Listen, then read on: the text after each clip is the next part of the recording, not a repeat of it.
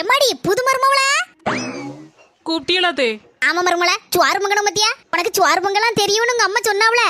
நீ சோறு பொங்குதியா இல்லன்னா நான் சோறு வைக்கிட்டாமா? பரவாயில்லத்தே, நீங்க ரெஸ்ட் எடுங்க, நான் வந்துட்டோம்ல, இனி நானே செய்யறதே. மொமை இப்ப மத்தியானம் சாப்பிட வந்துடும்ல மக்களே. அதனால இந்த அவனுக்கு மீன் குழம்புனா உசுரா திம்பா பாத்துக்கா. கூட 2 தட்டு சோறு திம்பா. நல்ல ஐஸ் இல்லாத மீனா பார்த்து வாங்கி வச்சிருக்கேன். கழுவியெல்லாம் எடுத்து வச்சிட்டேன். நீ மட்டும் குழம்பு மட்டும் வச்சு 2 துண்டு பொரிச்சு மட்டும் கொண்டு வந்துருவியம்மா? சாப்பிட்றோம் எல்லாரும் சேர்ந்து. சரிங்க தே, சாப்பாடு ரெடி ஆயிடுச்சு, கொண்டு போய் கொடுப்போம்.